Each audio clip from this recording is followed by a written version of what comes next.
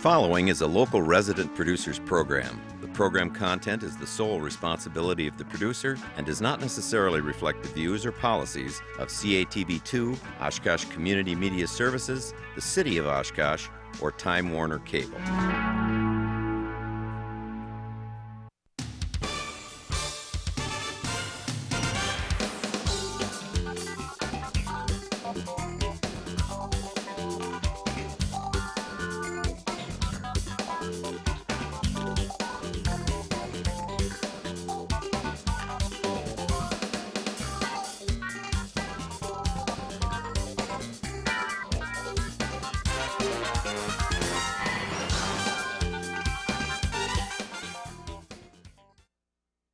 Hi everyone, welcome to Eye on Oshkosh. Cheryl Hentz here along with Dan Rylance.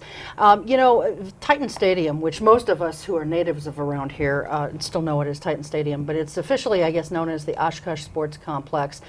It's in the last few years been expanding and upgrading itself, not without a great deal of expense and effort. And here to talk about that are two gentlemen tonight, both from the university.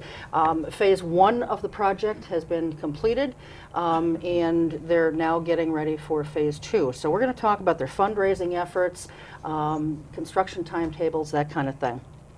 We're very pleased to welcome to my left Art Rathjens. He is the foundation president and executive director of University Advancement. And also joining us is Tom Sunleitner. He is the CFO and vice chancellor of administration and finance at UWO. So thanks very much to both of you for being here tonight. We really appreciate it. Now, as I mentioned in the opening, this is a two-phase project at the complex, correct? And phase one is done. Now, is the whole project, both phases, $100 million, or is it the second phase that's $100 million? Because I know you're trying to raise a lot of money for this. Well, let's start first with the cost of the project. The project is $10 million for both phases. Okay. First phase was a little more than $5.5 million, and that took care of predominantly what most of our citizens and residents have come to enjoy the last couple of years. It's the outside, what we call the envelope of the project, the field, the track, upgrades to the bleacher facility, and a few opportunities to improve our signage and whatnot. The second phase is just under $4.5 million. And that's taking care of what we'd call the inside type of facilities, locker rooms, concessions, shower facilities, athletic training, then a new courtyard, improve some parking type of improvements, and that's just under $4.5 million. Okay. Because I thought I saw on your website that it's like, or somewhere, it's $100 million. Well, I think the $100 million is referring to the total amount of construction that's going to be occurring at UW Oshkosh over the next several years. Okay, Correct, all correct. right. Okay, So so this is just a tenth of it. That's That's Okay, correct, and all it's part of just a big project that's in and by itself roughly $10 million, but it's part of much bigger plans that Tom is familiar with as far as what's going to happen as far as building in the next several years for the university that I think benefits all of us as well as residents in Northeast Wisconsin. Sure. A small part of the $100 million, but That's right. very big in terms of what our economy is doing these days and so forth. How's the fundraising effort going? Good. We're in the final months of securing all of those funds. I think Tom and I are saying we're down to our last $300,000 to complete the project, and we think we've got a couple interested parties that are looking at partnering with us. But we are going forward with the project and the total scope that was outlined on our website, and I think we're just excited to see that. I don't know how far along what are we? Well, almost halfway? We are probably a little more than halfway. We've engaged Ganther Construction to complete the project, and they are moving ahead full steam. In fact, the flooding that occurred last few weeks, this month, obviously has not really stopped them. because we didn't really have any big holes dug at the in the facility, so they were able to continue the construction upward. Okay. And that's, as we said, most of it's inside, so Sure, right. we were protected and blessed that we didn't have to deal with that problem. Sure, thank God for that, because you guys did have some damage at the university, like so many places and people That's did. right. So we're probably north of 2 million at this point, and still counting. Wow. Now, you had mentioned, Art, what some of the upgrades have been and the additions in Phase 1. You also brought some photos. Now, I don't know, before we go to those, are these of Phase 1? No, this, Okay, so we'll wait with those. Phase 1 is predominantly what everybody already enjoys. I mean, we know we have a synthetic turf and field, and it drains very well. That got tested quite handsomely. Sure it was. Takes 6 inches an hour or something. Oh, so very it good. takes So- it down to the pond. Probably one of the drier spots in town last week. And the bleachers were, resealed, and you had the chance to add a synthetic track, of which we enjoyed just this past May in hosting the National Track and Field Championships for Division III. But then we were also offered the opportunity to retrofit the old track, and I think that's one of the appeals of what we offer in the track and field area, is that you have a practice facility as well as what you can do in the competition area. But I think those are predominantly what most people identify with work that's been done so far. I think it's safe to say a number of people didn't know what Phase 2 would be. And what do you mean you'd like to do locker rooms down below?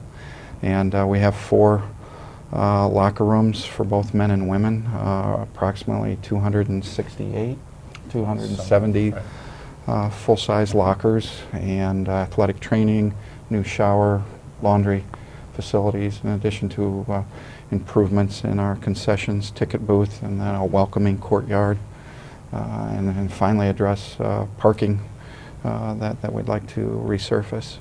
And so I know Mr. and Mrs. John Q. Public probably won't necessarily understand everything that's happening down below, but for our athletes, I think these are most welcome upgrades. Sure. And we've addressed the gender equity issues, essentially, that we need to provide equal facilities for females and males, and so we're finally able to bring in the locker room space, et cetera, for those track and softball athletes. Okay. Now, these photos, what are these? These are just some of the photos that we had our university photographer just run out the last couple days. Thought it might be interesting for some folks. I mean, they see the cranes, but they may not be able to appreciate what's happening there unless they have a chance to see it.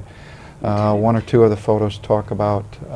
This one in particular that we're looking at right now. What is that? That would be from the northwest corner of the project, and you're seeing some of the brick that's laid there that eventually is going to build some of the walls for the locker room complex. But you also see part of the ready mix and mortar machines. And right under the word stadium, you'll see the Titan Stadium, yes, you'll see an elevator, and this facility has never had an elevator of that style.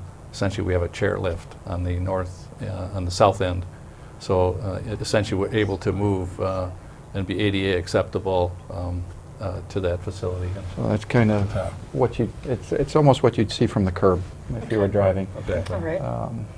And I think now we're switching over to another photo well, here. that lets you know what it looks like underneath when they just really started the excavation, and I think that's the concession booth that will be redressed. And you see some of the already materials that they've had to discard that's behind the photo. But all of that has been, all of the asphalt now and the concrete has been chewed up, and I think you have an appreciation for how really open-ended the rough skeleton was of that complex. Okay. So What's your timetable for completion of Phase 2? We will be ready for the high school softball season, which is football, pardon me, season which will begin in about the 3rd week in August. So we've been assured that those locker rooms will be ready for that event. Okay. Didn't the students give you a big boost? Was that on phase 2? Well, actually, the students stepped forward on both They phases. did. Could you explain a little bit how much Sure, they did and how that sure. worked? Well, we treat the students as we do any of our donor constituents.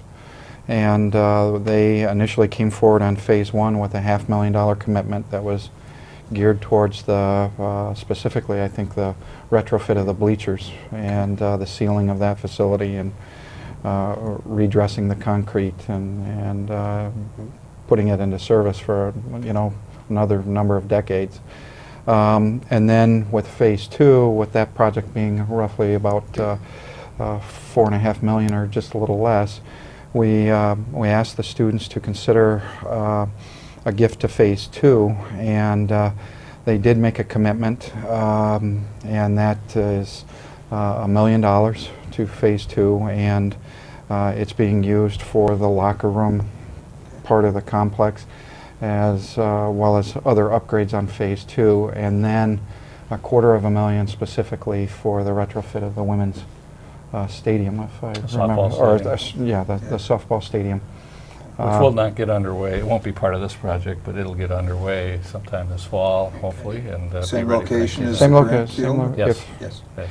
But it's, how many cranes and projects can you have out there at once? Okay, so the money the students donate, it comes from student fees spread out over X Well, number of years? they approved this, and then they were asked to, the student groups were asked to approve this, and they did, and then they determined what they'd like the timetable to be, and they agreed that they'd take it in one fell swoop. They'd 1 year. make 1 Really? year.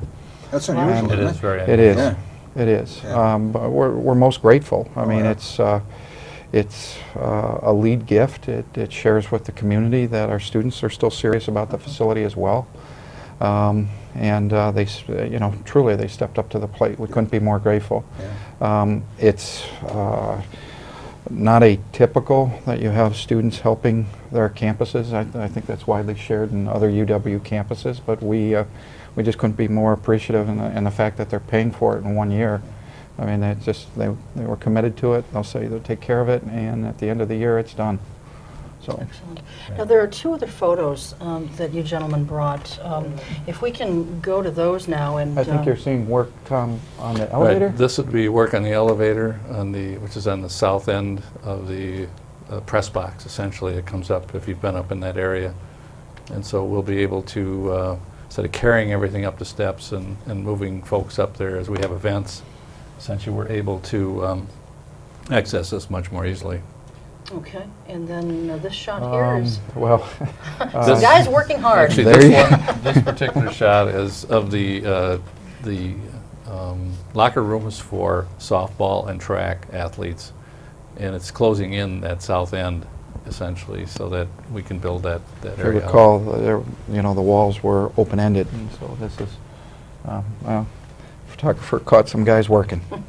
So. Well, and speaking of work, one of the things, and we're going to talk about the benefits of something Sure. like this for the community at large, but your website had an interesting statistic on it. For every $1 million spent in construction projects, not just this one, but in general, there are approximately 39 to 48 jobs that are created, and there we saw 3 of them. And so your project is creating approximately 400 plus jobs. Now, are those just construction jobs, or they're the bulk of it, or how is this sort of divvied up? I would assume it's the bulk of it. Right. From our end, employment opportunities might come then towards the end once this project is up and running, and what this affords as far as student employment, or whether or not we need to have an event coordinator for the complex. But I think Tom can attest. I don't even know how many contractors are involved, but you have weekly meetings, and it seems Sure. like there's a host. of But people. essentially, you wouldn't see all 400 of those showing up on a job site.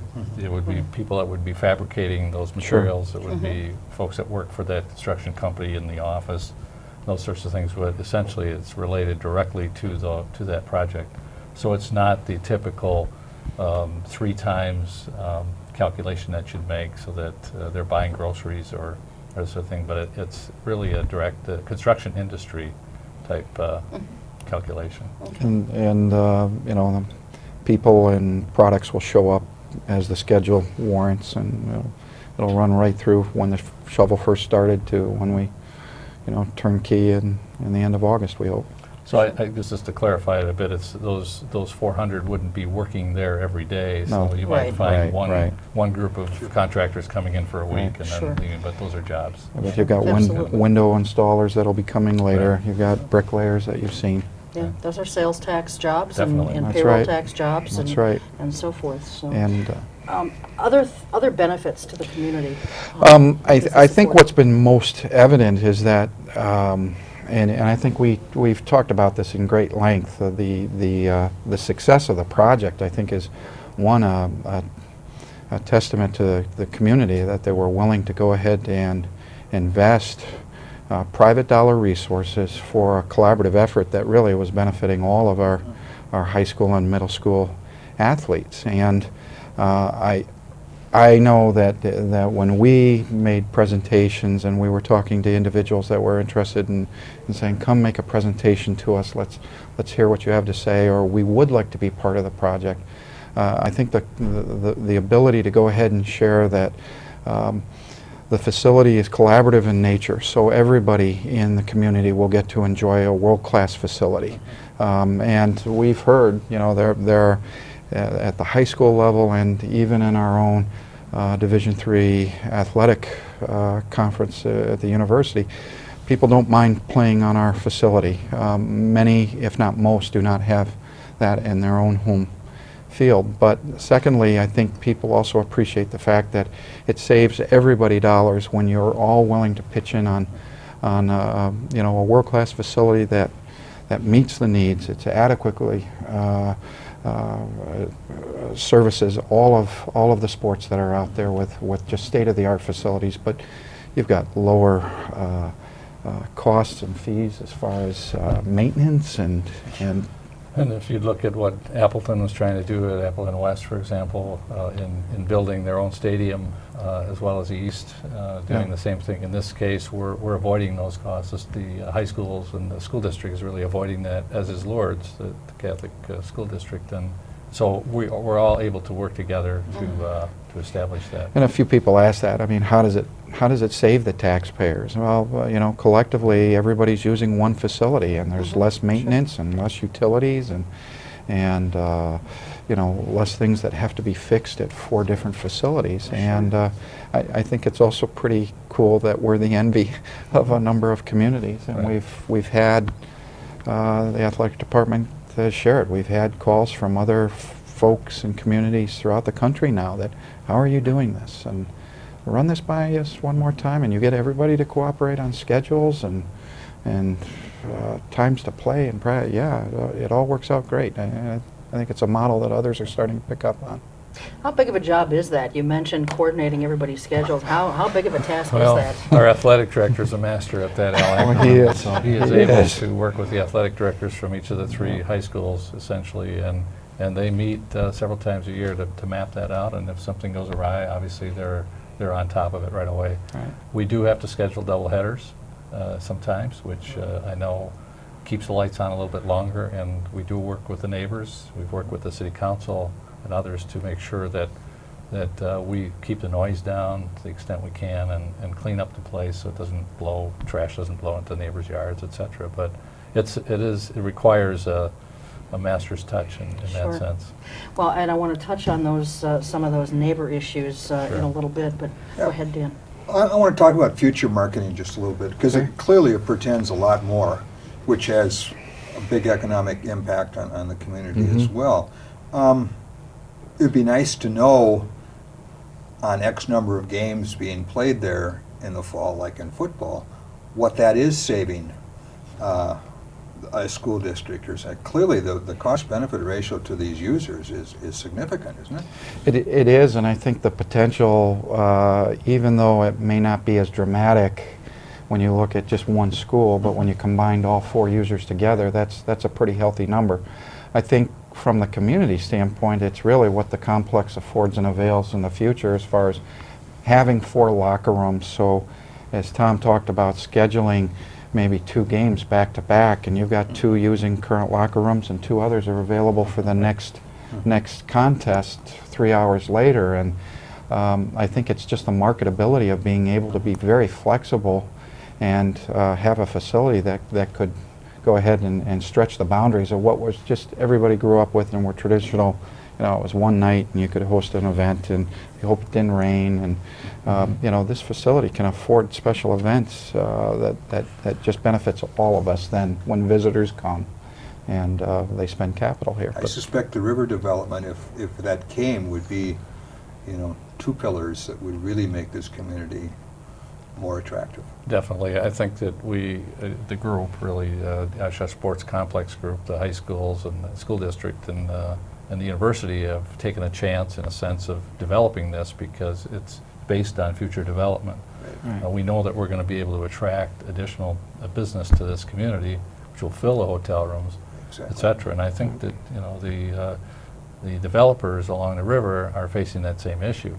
And I think it needs some faith from the community to back them to ensure that that gets done, because I think it will come. It's a matter of building it and it's amazing what the sports complex just with larger venues. I mean, we've filled Oshkosh, and it's just similar to EAA on a smaller scale, but it doesn't take 1 or 2 venues and contests to show that we Right. fill hotels, and then they're in Ripon, and we're filling Fond du Lac, and Appleton is sending us notes to the athletic department. Thank you for recommending us as another site. And so we just hosted 2 Division III, one in Appleton and one here, of course, and there wasn't a hotel room available between Green Bay and Fond du Lac, including those communities. So we're benefiting other communities as well as our own. So we need to build the hotel rooms here right. To capture that. It was also interesting when we met with one of the hotels up in the Fox Cities, and they brought in a national vice president who came and met with us about the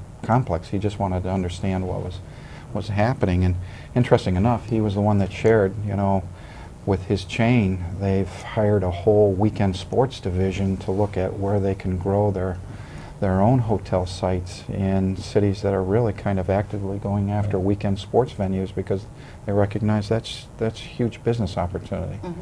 So, I think it's happening.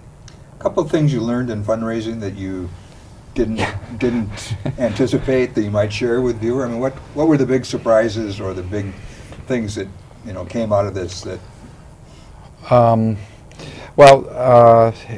I think first and foremost, I think people have to have a full appreciation that the investment is going to succeed. They want assurances that you're just not trying to build something because you think this is what needs to happen. I think they also were really questioning who was involved with the project and how will this benefit our community. And could you explain that one more time, just so how do we benefit from this? Is this more than just the athletes? Because you will have a certain number of people that are truly athletes, and you have some of the folks who come and watch as family members or friends. But how does this benefit the greater community? And I think those were 2 arguments that were paramount of people wanting to understand something of this size, because when you're looking at a $9 or $10 million campaign, that's a big number for a community our size. It's a big number no matter where you're at. And we've all read now campaigns are getting much bigger. So, I think one thing I'd add here is that it takes a family to do it. In other Absolutely. words, it takes more than just the president. It takes people like Daryl Sims, right, Al Ackerman, and a group effort of many people to pull that the off. partners as well, as far as we'd like you to talk to this benefactor, this Right. this individual. So it is collaborative in nature. It's just not one. It wasn't one guy by any means. The whole community should be proud, because the numbers of people who have contributed to this, both big and small, whether or not they gave a big dollar gift to the field or they bought a locker. There's hundreds of people that have made this happen, and I think after we were able to make our case and people were able to put a value on, well, this is a good thing for us, not just our athletes in our school system, but the community as a point of pride. It started to happen, and Tom always says once we get a shovel on the ground too, people start asking more questions. So That's right. So, Cheryl, I know you want to get to these neighborhood issues here. Yeah, Tom, you had mentioned about neighborhood complaints and so forth, and you know we've seen a few of them and heard about them at the city council meeting and so forth. One thing that I personally had happened to me a number of years ago, a totally separate issue, but nonetheless dealing with student problems is, you know, you call the city police and they of course turn you over to the campus police, and the campus police quite often kind of sort of turn you back to the city police, and you get caught in this bureaucratic turnstile. And what is a citizen really to do? Who does police the Oshkosh Sports Complex, i.e. Titan Stadium? Sure, that's a great question, because we have had discussions recently with Scott Groyle, Chief Groyle, and our chief, Mike Mellon, to have co-jurisdictional responsibility. In the past, the exact issue you're talking about has been occurring. So we'd have a high school game. The city police would have responsibility. They'd drive by, etc. We'd have auxiliary police who would be there, hired by the school. They would be interested in watching the game, not necessarily looking around the courtyard or through neighbors' yards as people run through, as kids run through. Mm-hmm. So what we're devising is a co-jurisdictional. We have a university police person with a city police officer working together so that we can resolve these issues. Oh, I think And that's a wonderful we had idea. several meetings around that, and we're hoping to roll that out this fall. How has that been, if you've talked about this with neighbors, how has that been received? We had a meeting prior to, just as we announced that we were moving ahead with the sports complex, the final stage, and a number of neighbors showed up, invited the entire neighborhood basically, including the folks that live across the street at Zion, because they certainly have issues with the kids that gather around there, and they're trying to have a good time. And they received it very well. I think they're happy with the progress we're making. Obviously, everybody has their own little incident to talk about, and we're listening. We're engaging the Common Council, City Council, and others to make sure that they know this is happening. That we invited them to the meeting as well. Okay, excellent. Well, I know that you said you're down to the last $300,000 or so. And we came to pick up the check. I can't even say the check's in the mail. My we've checkbook's got at the home. camera. We could have a big cardboard check here and have. They don't pay me for this. There you go. All righty. But real quickly, if somebody does want to make a donation, They could can- contact the university. They could contact the University Foundation. They could contact one of our partners. They could contact either one of the public high schools or the Catholic Unified School System, and just let us know that they're interested. You know, it's great for our community of what this affords and avails, and I think once it's done, we hope to have a ribbon cutting. We'll have a grand opening. Let people take a look at it and walk the facility. Excellent. And again, you're hoping to have that set to go by sometime in August of this year? That's right, and we hope to have the grand opening sometime this fall. Mid-September. Okay, great. So- We'll have to go, Cheryl. You betcha. You Yeah. betcha. Send you an invitation. And bring your cameras. Do a follow-up piece. Well, they're the This is city's what they- cameras, actually. We don't know anything. We'll send you the film footage. We'll get our guys out there. Well, thanks so. very much to both of you for Our being here pleasure. tonight. Hey, We enjoyed it. really Thanks. appreciate it, Very much. and continued good luck with getting the rest of that $100 million for your other projects. Yes, So- Yes, thank we are you. going to take a short break, and when we come back, we'll be joined by a local man who happens to have just recently written a book on his memories of growing up in Oshkosh. We'll be right back.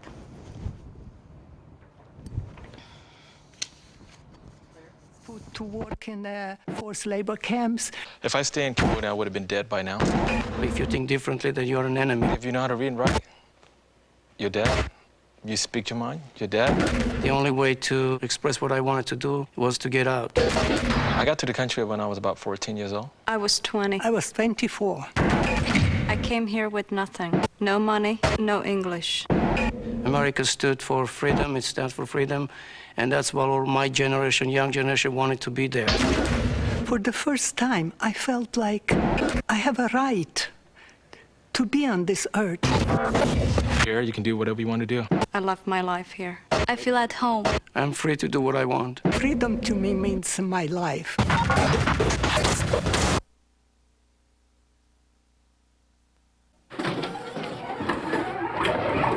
How you doing? Hi.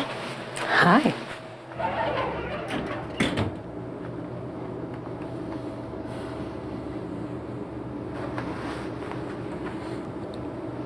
Have a nice day. You too. Thanks. If only child abuse were this easy to recognize. If you even suspect abuse, call 1-800-4-A-CHILD.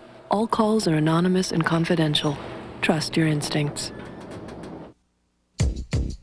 Poor nutrition today will increase Sarah's chances of anemia, add to her healthcare costs, sick days, even stunt her ability to learn. And the thing is, Sarah's not even born yet. Get proper nutrition before it's too late.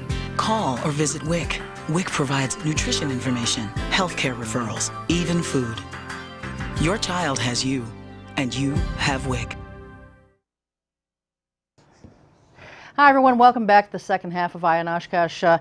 Dan actually scheduled this half, and so I'm going to let him do the introduction of who our guest is. Thank you, Cheryl. Certainly. Ron LaPoint is an Oshkosh native and a respected retired teacher at West High School. I don't know about I know him as a gamer in softball and bowling and golf. He's one of the better golfers in the city.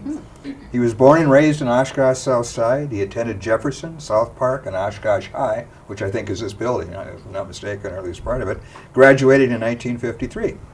Graduated from UWO with a degree in history and began his teaching career at Hartford, Wisconsin in 1961. He taught at West High School and from 67 until his retirement. He was debate coach, and I also found out you were the first girls softball coach at West. That's true. Okay. Ron, with his wife, Carol, spends the summers in Oshkosh and his cold months in Arizona. That way Ron can play golf all year round. So, I'd like to welcome you. He's the author of a warm and informative book entitled Oshkosh, A Southsider Remembers. And so he's here tonight to talk about the book. Thank you for having me. So, why did you write this book? I thought you were going to. I've been asked that question a lot. Okay. And I come up with different answers, it seems, every time. Sure. But when I retired from teaching, I knew I wanted to write, and the first project that I decided to write about was our family history. Okay. And I had a lot of help. A lot of primary and secondary sources were provided. Did a lot of research on my own, and it took me a number of years to complete that, which was published 2 summers ago. And then I still had a desire to write, and the desire took me back to my boyhood years in the 40s and 50s on the south side of Oshkosh. So I wrote in a sort of a topical fashion, accumulated stories, accumulated over 50 of them, and the book contains, I think, 45 of what I hope were the best ones, but who knows? Well, and we should hold it up and tell the name of the book as well. I wonder which way we want it to. Well, here, if Mary Helen's right there at that camera, if hold it up, Ron. Right here in front of my face? Yeah. And Mary Helen There can it is. zoom in on There that. it is. It is. And it's Oshkosh, and the subtitle is A Southsider Remembers. Yes. And that's good. Well, you know, a lot of us from around here who are natives, and I suppose anyone who's a native of any community has, you know, stories to tell about the community. Maybe they write things down in a diary or something. You actually went to the trouble of having the book published. I did. Why publish it? You know, I didn't know I was going to publish or have the articles published in a book. You know, I accumulated so many of these articles, these stories, and, you know, reworked them, and they began to sound halfway decent, and I was wondering what I was going to do with all of these stories. And then people like Dan and a few other people looked at them and gave me at least a partial bit of encouragement and some positive backing of that stories were pretty good.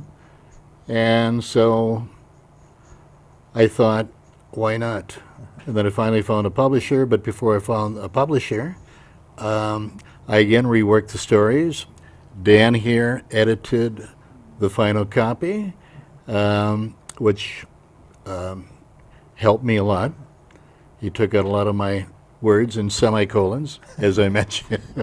Ron had a tendency to write really long sentences with semicolons. I did, yeah, and I still have a few in there. But what a gracious author. He took and I'm not perfect on editing. But you need to have someone else look at it. Sure. Yeah. And so we worked well. It was fun. Yeah. Sure. But he took all your suggestions. Oh no. No, I have my own style, and We don't wanna sometimes destroy it that. conflicted with Dan, but I mean, here's Dan, a writer of books, and he's not a literary agent, but he might become one now. And he just completed a book on Senator Quentin Burdick in North Dakota, and the book. And it's huge in comparison to this. Oh, I know it. A lot of research. This basically came from up here. I did some research, maybe on a half a dozen articles, things that I were not sure of, like on Billy Heft, who was an outstanding high school baseball pitcher here in town, and a professional baseball player for about 15 years in major leagues. I did something on the Oshkosh All-Stars. I had to look up a few things. I read a few additional books that talked about the All-Stars. Didn't realize the awards and championships that they earned before I began to watch the All-Stars when I went to junior high school in South Park. And something on the old Oshkosh Giants at the old Sawyer Avenue ballpark. You probably can remember that ballpark. I have memories, but it's probably a little clouded by things I've heard over the years, you know. And a few others, but basically it came from my own memory bank. Most of the stories did. Talked to friends, talked to family, and they helped me too. I jotted down notes, at least in my mind, when we talked about the earlier times, and all of that stuff prepared me for writing the book. Sure. Let's get into the book a little bit. Sure. You mentioned Billy Heft. Tell us about that game he pitched as a 17-year-old. Well, I was in ninth grade at the time, living on the south side, and the high school played at North Park. We called it North Park, Menominee Park. And it was, I think, the first game of the year, and they were playing a team from Hartford, Wisconsin. I taught there in the early 60s. And the Hartford team was a Little 10 champion for, I think, 5 consecutive years. But Billy Heft had been watched by Major League scouts since he was a freshman in high school. So I recorded what I saw that day on paper, and the end of the game saw Billy Heft pitching a perfect game, striking out 27 batters out of the 27 he faced, without probably breaking too much of a sweat. That might be. But it, according to one scout that from the Oakland A's, he said he was the best pitcher, high school pitcher ever saw. And he didn't have an outstanding professional career, but he did win 20 games one year, 16 games another. He was not a New York Yankee killer, but he pitched very well against the New York Yankees. He now lives in Michigan, although I didn't. All of this basically was culled from memory, although I went back to the Oshkosh Northwestern and got a few quotes from the paper, but I remember the game quite well, despite the fact that I was only 15. Hard to forget something Hard like to that, forget huh? something like that. Yeah, 27 batters. Well, you know, I want to thank you for getting both of us a copy of the book. Of course. I have not finished it yet. Dan, since he helped with editing, has probably read it a number of times. It's crisp writing, and it's nice short things that exactly. you can pick it up and lay it down, pick it up and lay it down. Can I give you an example of some of the writing? Yes, okay. we'd like you to do that. You don't mind if I read here? No, we're easily entertained, but no, that would be good. Well, I think you asked me to discuss the themes of that period that I was writing, and one of the themes was in our house, FDR was king, Franklin Delano Roosevelt. So a number of the articles happened to focus on my dad and FDR, and that was one of my favorite stories. The title of the story was Dad and FTR, and this is just the opening, a couple of paragraphs to give you. It says, politics was the usual fare at a house on Sundays when company was over. It was a time when the men, over a few drinks, would argue the merits of our country's policies. Thriving in these sometimes strident surroundings were Dad and my Uncle Louis. This is my dad. I remember, my dad speaking. It was always I remember, when you didn't know where your next meal was coming from. Even when you had a job, you could barely make ends meet. It's different today. The Republicans never gave a damn about the working man. All they cared about was the big shot, the moneyed interest. With Roosevelt in the White House, the working man has the best friend he's ever had. And don't you forget it. He always ended his declarations of political faith with, and don't you forget it. Another very short example was my dad married a rural girl from Berlin, Wisconsin. Last name, her name was Ella Abel. My dad didn't get along with the Abels because they had conflicting views of how life should be. Just an opening paragraph here. To the Abels, again, my dad's in-laws, Dad was a talker, a dreamer, not a doer, and not in their estimation a good provider. So when Dad, in his not so well thought out mind, brought up the subject of President Roosevelt with the Abels, excitement was seldom generated. Their taciturnity and German background did not allow this. The Abels were not really concerned about the outside world. Their talk centered on family, children, garden work, and church. Their German, Lutheran, conservative, rural, and hard-working background had already shaped them. Dad, with his New Deal and labor unions, minimum wage, and guaranteed employment, never stood a chance. These kind of stories I remember best about my dad and politics. He had so many homilies about two political people in his life, FDR one, and the mayor of Oshkosh was another, George Oakes. Wow. He said George Oakes was for the common man, and that's what my dad thought. Of course, my dad got a job from George Oakes during the Depression, so that helped. Absolutely. Sure. Well, as I had mentioned, Ron, I haven't finished the book yet, but I'm kind of reading it in piecemeal. I'm picking out the things that kind of are of most interest to me at first, and it's easy to do the way it's set up. One of the things, a couple of them actually, that had a little personal tug at me, at my heartstrings, was you talked about Reverend Cook and First English, and you know, being baptized in that church and confirmed in that church. You know, that had some nice meaning for me. And you know, T&O lanes. I mean, my father bowled at T&O for years. Your father's name was? Louis. Yep. Okay. And so you know, that even though it had nothing to do with his bowling or anything like that, it was just, you know, it was one of those things that brought back my own childhood memories. You know, that was my second home, T&O bowling lanes.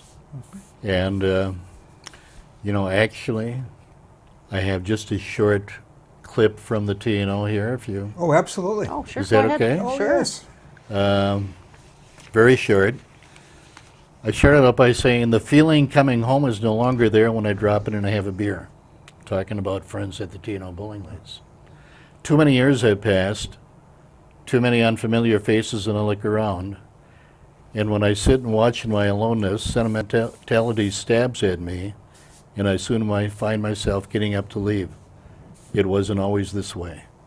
And then I go on to describe what life was like for the T&O for me and a lot of my friends during the 40s, 50s, when I set up pins and tended bar and bowled and did a few other things there. Yeah.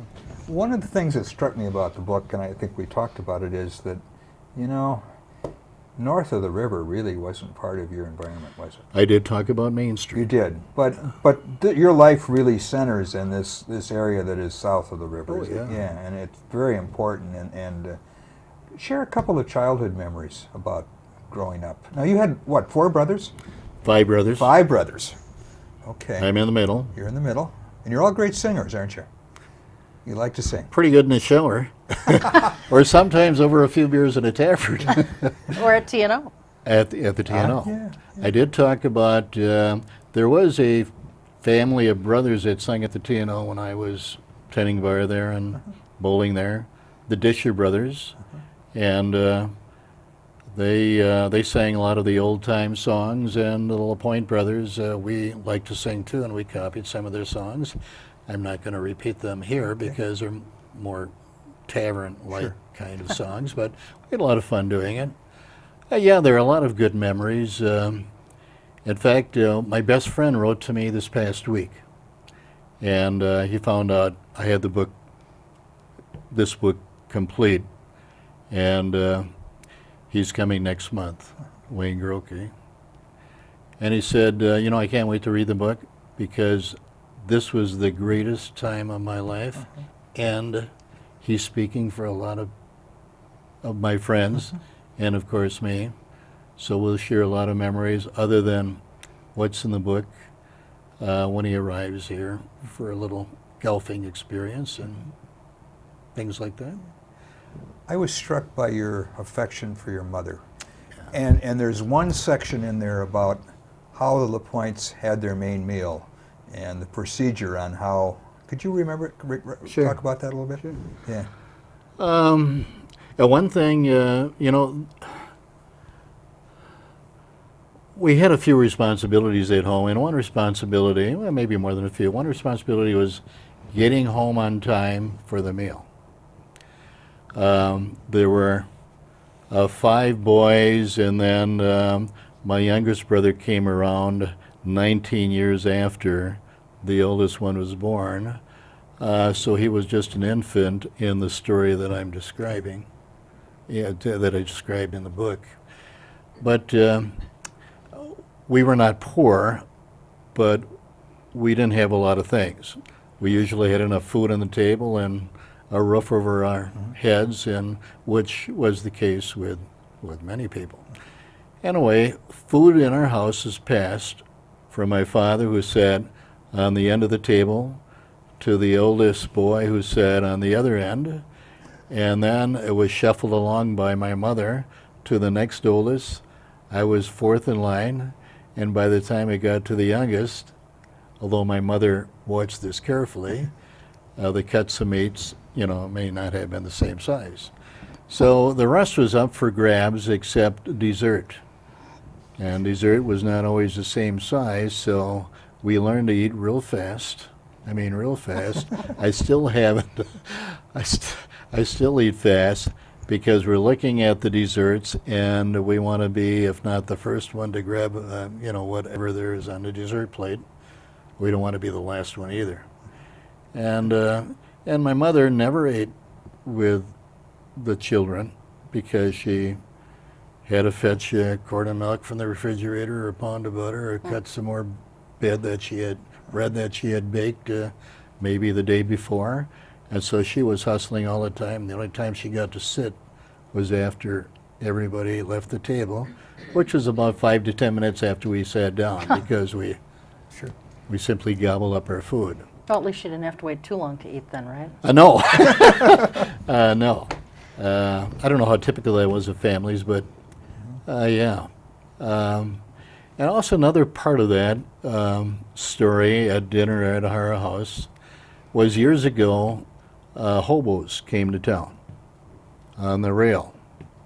And I found out, before writing the story really, that when they were looking for food, there was a series of markings around town on sidewalks where people who knocked on the door asking for food would not likely be turned away. We were one of the houses. And I remember this one incident when this scraggly looking guy came up on the back porch and knocked on the door and asked if we had any leftovers, and my mother said, Ron, stick around. I don't want to be here alone. And she sat the person down. We didn't have any meat left, but mashed potatoes and gravy, a few vegetables. And he ate them. And my mother did this, not necessarily reluctantly, although when there was no one around, she didn't want another man in the house. But she knew poor, and she knew right from wrong, and that's what she did. and there was more than one incident of this. So I remember that because I was just a young kid at the time. Ron, you had mentioned that you wrote a little something in here about Main Street. You know, recently, as you know, they were filming part of a movie, Public Enemies, downtown, and as part of that process, they redid a section of the downtown, going back to like the 50s and so forth. And you know, now they're talking because it brought back a lot of memories for a lot of people. Oh, sure. Oh, yeah. You know, and people who either didn't live here at the time or maybe were too young to remember that, you know, they're all saying, hey, this kind of looked neat, you know. So now they're talking, of course, about redoing part of the downtown in that motif or style, if you will. Your thoughts on that? You know, we were in Arizona when that movie was being made here. But what are my thoughts on redoing? Oh, that would be nice. It would bring back a lot of memories for a lot of different people. You know, my wife and I walked downtown for one of the first times during the gallery walk this past month. And we were pleasantly surprised by what many of the stores had to offer. We really were. And the strolling musicians and the care provided by the owners and the clerks in the stores left a nice feeling for both my wife and I. So we want to do that again. I was really surprised. And I wanted to write a letter to the editor, but I haven't done that yet, telling that more people should do this. Well, this show will help get the message out too. Oh, maybe. You know, as a native of here, and one of the things that you talk about in your book too is the old high holder down on the corner of 5th and Knapp, and that building has recently come down. I see we that, keep tearing down parts of our history. You know, that came down sometime this year, maybe it was late last year, I believe, for a parking lot for Mahoney's restaurant, and you know, they certainly did need the parking, but it was sad to see that go, even though there was nothing there. It was kind of an eyesore, but for some of us, you know, it brought back memories. Of course. And now the water tower is going to be raised. You know, as someone who obviously cherishes historic memories and in just the good old days, you know, how do you feel seeing some of our history chiseled away bit by bit? Well, I don't feel good about it. I think the city government should take more of a proactive a role in preserving these landmarks. I know they cost money. The tower being the most recent example of the money that they didn't wish to spend. But you know, I don't think there'd be I think there'd be a lot of people here in town that would be willing to throw in a little bit of money to preserve that. I really do. And you know, what you're doing is McDonaldizing a city like Oshkosh that'll look just like every other city. And that's not what they do in other places, especially in Europe, but also in many towns in this country. You should preserve what you have, especially if it's a historic landmark. You can't preserve everything, of course. There has to be development. I'm not against progress, but preservation is important. Yeah, I'm sad about the tower. Yeah, and I think, you know, that there has, and I'm not against progress either. I don't think any of us at this table are, but there has to be a way to, you know, kind of dovetail new with old. I mean, after all, some of these things are, most of them probably, are what make Oshkosh so special and so unique. And, you know, to just see it disappear is... Cheryl, before we end, can I tell where people can get the book? Sure. Yeah. The cost of the book is $13.95 and $2 for expenses, so it's $15.95, and they could write a check to Ron LaPoint and mail it to 264A North Campbell Road, Oshkosh, WI 54902. The address is in the telephone book. Okay, so you can check him out, 264A North Campbell Road. And then I have one story I need. Could I add something Oh, there? absolutely, yeah. They are available at other places too. Oh, tell us. The Senior Center, they will be available on Monday Okay. at the gift shop in the Senior Center Annex. They're available at the Tiger Den bookstore. They're available at Apple Blossom bookstore. Oh, he's. I've been working with the Oshkosh Public Museum, but the manager has not called back, and that's been about a week. And Basic Bookstore said they're running a series of local authors next month, and they would be glad to display and try to sell my book there. Excellent. So you've kind of made the circuit a little Trying to. And one more thing. bit. Yeah. Farmers Market.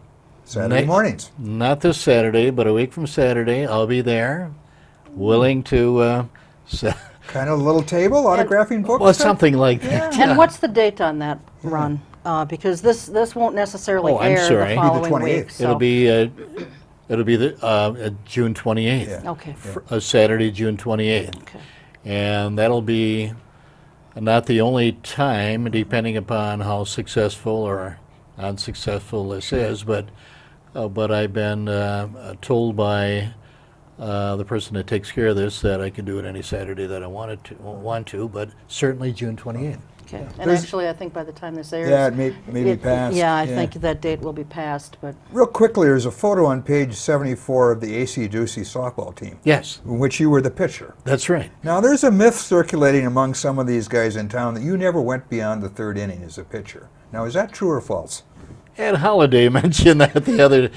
Hey, wait a minute. Well, I was their top pitcher. Really? Well, it was a double-A team, but yeah.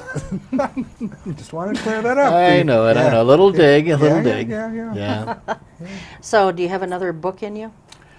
You know, I didn't think so, but this morning at the Senior Center, a man by the name of Tom Dunn, who has purchased a few books, said, mention an interesting approach to a book about Oshkosh back some years.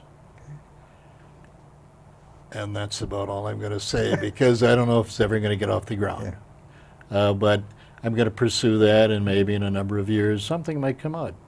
It's fun writing for me. It's fun looking back at those days. It'll be fun if this works out because it'll be a compilation of other people's thoughts on the city back, years ago, 30s, 40s, 50s, 60s, whatever.